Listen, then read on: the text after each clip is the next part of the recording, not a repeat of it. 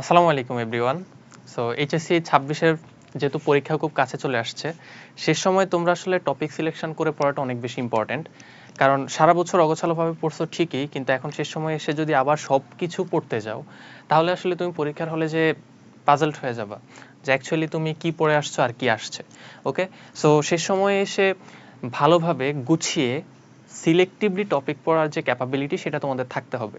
তো হয়তো অনেকেই সিলেক্টিভলি টপিক চুজ করতে পারবা না যে কোনটা কোনটা পড়া উচিত, কোনটা কোনটা স্কিপ করা উচিত।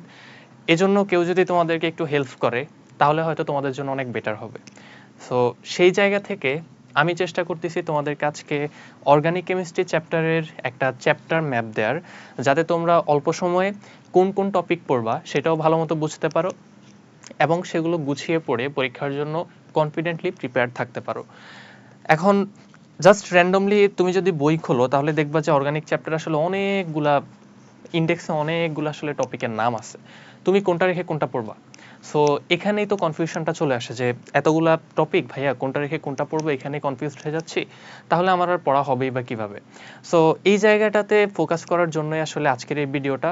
অ্যান্ড যারা ভাবতেছো যে ভাই অর্গানিক স্কিপ করব, আমি বলবো যে এখনো এনাফ টাইম আছে, তুমি ছেলে এটা শেষ করে ফেলতে পারবা।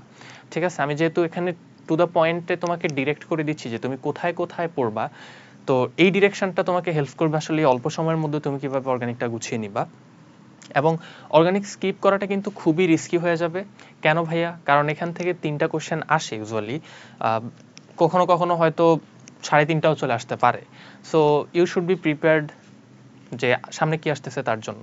তো এখন আমরা এখানে অর্গানিক চ্যাপ্টার ম্যাপে কোন টপিকগুলোতে তুমি কিভাবে ইম্পর্টেন্স দিবা, কোনটায় এমসিকিউর জন্য পড়বা, কোনটা সিকিউর জন্য পড়বা, কোনটায় কতটুকু ইম্পর্টেন্স লেভেল সেট করতে হবে, এই সব কিছু আসলে আমি আজকের এই ভিডিওতে তোমাদেরকে দেখাবো।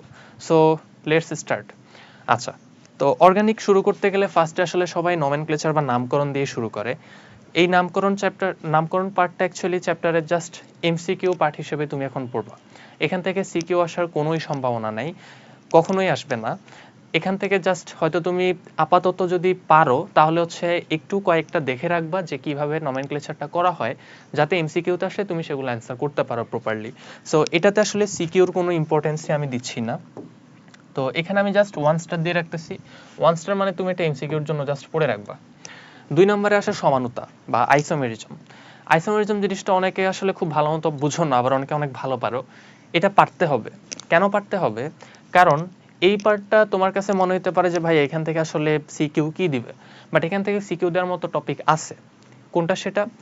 তোমরা হয়তো অ্যালকিনে বা অ্যালকাইনে এদের ক্ষেত্রে হচ্ছে ওজোনোলাইসিস নামে একটা পার্ট পড়ে আসছো, তাই না? ওজোনোলাইসিস বিক্রিয়া বা ওজনীকরণ বিক্রিয়া। সেই ওজনীকরণ বিক্রিয়ার সাথে মাঝে মধ্যে হচ্ছে আইসোমেরিজমকে রিলেট করে দেয়। এখন তুমি বলতে পারো ভাইয়া কিভাবে, এটা কিভাবে সম্ভব হতে পারে? সো হয়তো তুমি রিলেট করতে এখনো পারতেছো না, পারবা ভাইয়া, যেহেতু নেক্সটে আমাদের ক্লাসগুলো হবে অর্গানিকের উপর, সো তুমি ওগুলো দেখলেই বুঝতে পারবা যে কিভাবে হয়। আপাতত জাস্ট মাথায় রাখো যে এই আইসোমেরিজম পার্টটা তোমার আসলে পড়তে হবে, কারণ এখান থেকে সিকিউ আসে। ওকে, 3 নাম্বার হচ্ছে রিয়াকশন মেকানিজম বা বিক্রিয়া কৌশল। এই পার্টটা আসলে ভেরি ভেরি ভেরি ইম্পর্টেন্ট, কারণ বিক্রিয়া মেকানিজম যে তোমার আসবে এটা মোটামুটি শিওরলি বলা যায়। সো আমরা বিক্রিয়ার মেকানিজম কি কি রাখছি দেখো। এখানে আসলে আমি প্লাস ইটিসি লিখে দিছি এই জন্য যে তুমি রিস্ক এড়াইতে চাইলে আসলে আরও পড়তে হবে, বাট আমি তোমাকে জাস্ট চোখের দেখায় যেগুলো হচ্ছে গিয়ে সবচেয়ে বেশি ইম্পর্টেন্ট সেগুলো এখানে নিয়ে আসছি। এখন বলাই যেতে পারে যে হয়তো হুট করে আরও কঠিন একটা দিয়ে দিল, সো তুমি তো আসলে রিস্ক নিতে পারবা না। এজন্য ইটিসি লিখে রাখছি যে বাকিগুলো একবার করে দেখে গেলে তোমার জন্য বেটার হবে। এখন দেখো ইম্পর্টেন্ট আমাদের জন্য কি কি আছে। তুমি অ্যালকিন পড়তে গেলে যখন অ্যাসিমেট্রিক অ্যালকিন থাকে, অ্যাসিমেট্রিক রিয়াজেন্ট থাকে, মানে অপ্রতিসম অ্যালকিন অপ্রতিসম বিকারক, তখন আসলে মার্কোভনিকভ অ্যান্টি মার্কোভনিকভ এই জিনিসগুলো চলে আসে। সো এই অ্যান্টি মার্কোভনিকভ আর মার্কোভনিকভের যে নীতিগুলো আছে এবং এগুলো যে মেকানিজম আছে এগুলো তোমার খুব ভালো মতো পারা থাকতে হবে। তারপর তোমার ওজোনোলাইসিস এবং আচ্ছা, ফার্স্ট অফ অল ওজোনোলাইসিস, এই ওজোনোলাইসিস জিনিসটা খুব ভালো মতো পারতে হবে। একটু আগেই বলছি ওজোনোলাইসিস জিনিসটাকে আইসোমেরিজমের সাথে রিলেট করে দেয়। সো ওজোনোলাইসিসের মধ্যে তোমাকে বলবে যে ওজোনোলাইসিসের প্রোডাক্ট এইটা এটা, তাহলে এটা কোন অ্যালকিন থেকে আসছে, আবার ওই অ্যালকিনটা কোন ধরনের সমানুতা দেখায়, এভাবে রিলেট করে কোশ্চেন করে দেয়। সো এটা ভালো মতো পারতে হবে। তারপর আমি এখানে উডস লিখছি, উডসটা আসলে পরের পেজে লিখলেও হয়তো, বাট মেকানিজমের জন্য এখানে লিখছি। উডস হচ্ছে গিয়ে আমরা যে অ্যালকেন তৈরি করি সেই অ্যালকেন তৈরির এক টাইপের বিক্রিয়া। সো উডস রিয়াকশন তোমরা শুনে থাকতে পারো, হয়তো বাংলায় শুনছো একই। সো উডসের মেকানিজমটা আসলে একটু পড়তে হবে, কারণ ইম্পর্টেন্ট আছে। কেন আছে সেটা আমরা যখন ক্লাসে পড়বো তখন ডিটেলসে দেখব। আচ্ছা, তারপরে আমরা নিউক্লিওফিলিক সাবস্টিটিউশন SN1 SN2 এই বিক্রিয়াগুলোর মেকানিজম খুব ভালো মতো শিখব। E1 E2 মানে এলিমিনেশন রিয়াকশন, এই জিনিসগুলো আমাদের খুব ভালো মতো শিখতে হবে, এবং তোমরা তারই সাথে SN1 SN2 এদের পার্থক্যটাও খুব ভালো মতো পারতে হবে। ওকে, তারপর আমরা হচ্ছে অ্যালডোল কন্ডেনসেশন, ক্যানিজারো এই টাইপের বিক্রিয়াগুলোও পড়তে হবে, হ্যালোফর্ম রিয়াকশন পড়তে হবে।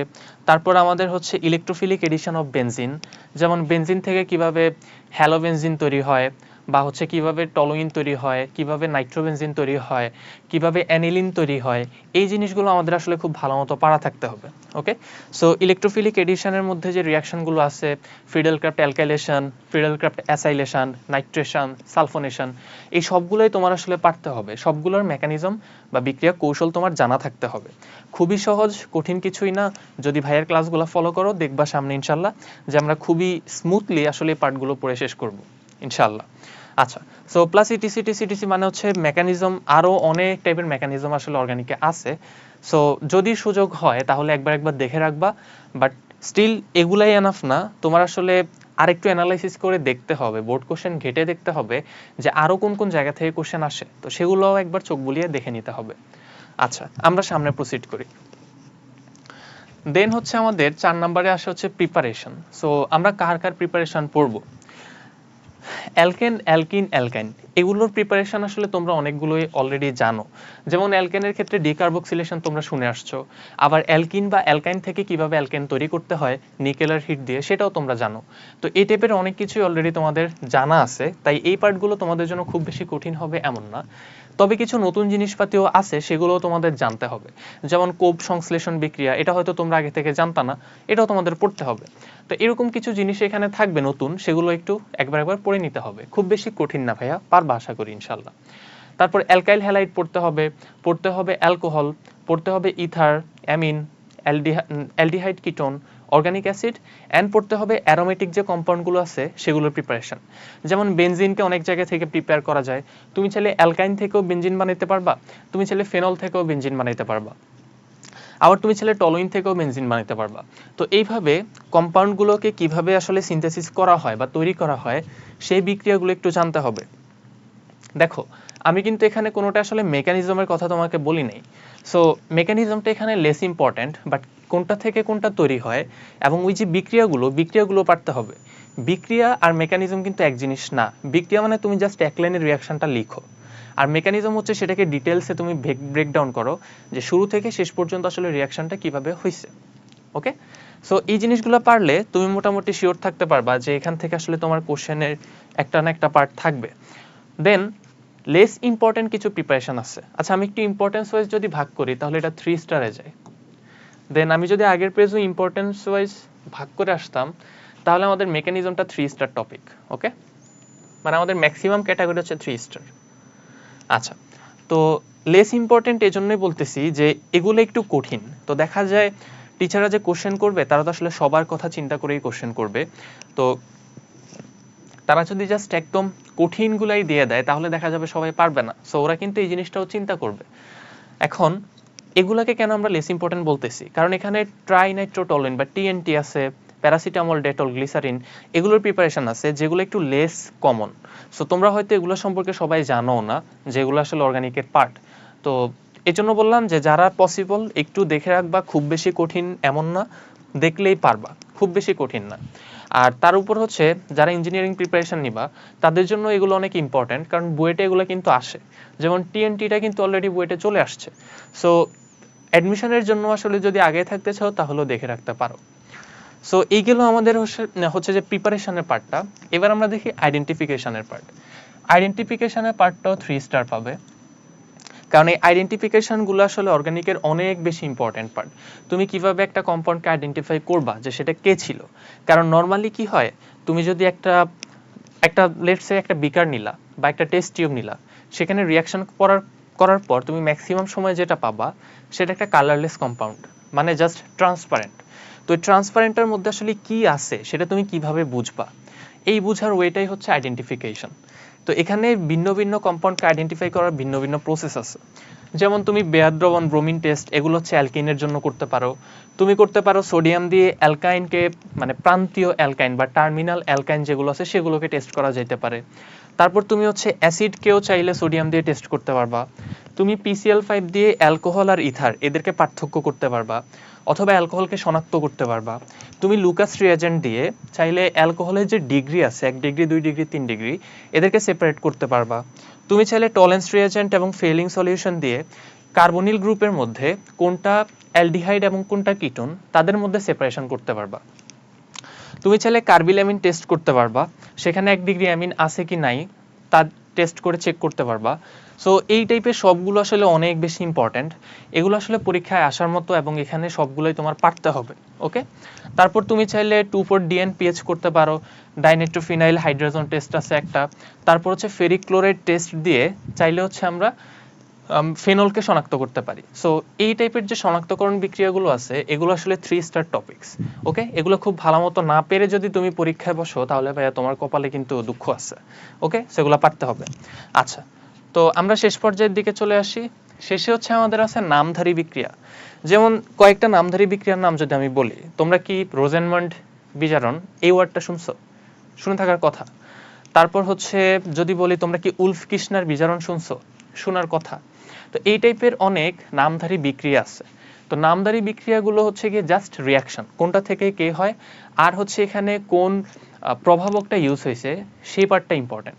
প্রভাবক পারতেই হবে, কারণ নামধারী বিক্রিয়ার ক্ষেত্রে ইম্পর্টেন্স এখানেই আসে যে ওই সায়েন্টিস্ট আসলে কোন প্রভাবকগুলো ইউজ করে রিয়াকশনটা করছেন সেটা দেখা। সো প্রত্যেকটা নামধারী বিক্রিয়ার আসলে প্রত্যেকটা আলাদা আলাদা প্রভাবক থাকে বা রিয়াজেন্ট থাকে। তো এগুলা দেখেই আসলে তোমার নামধারী বিক্রিয়াগুলো মনে রাখতে হবে। নামধারী বিক্রিয়াগুলো পুরো মনে না রাখতে পারলেও সমস্যা নেই, যতগুলো পারো ভাইয়া মনে রাখবা, ইম্পর্টেন্ট। ওকে, সো এটার ইম্পর্টেন্স আছে। দেন আসে ট্রান্সফরমেশন বা রূপান্তর। ট্রান্সফরমেশন বা রূপান্তরের ক্ষেত্রে আসলে তোমাকে যদি বলে যে তুমি অ্যালকেন থেকে অ্যাসিড বানাও, তখন তোমার মনে রাখতে হবে যে কিভাবে অ্যালকেন থেকে অ্যাসিড বানানো যায়। তোমার মনে রাখতে হবে যে কিভাবে তুমি অ্যালকাইল হ্যালাইড থেকে অ্যালকিনে আসতে পারো।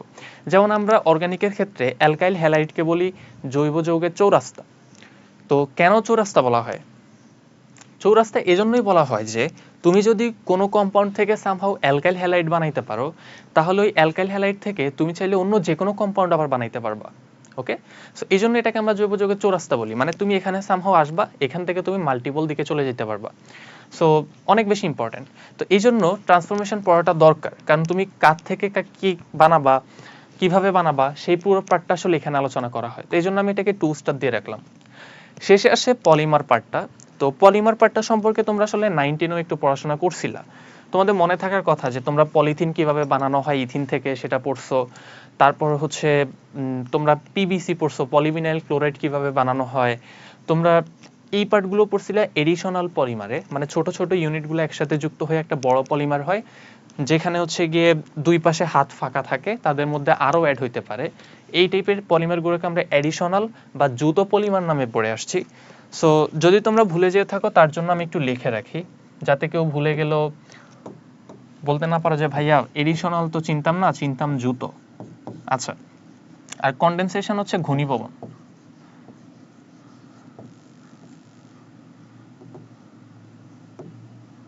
সো এই দুই টাইপের পলিমার সম্পর্কে পড়াশোনা একটু করতে হবে।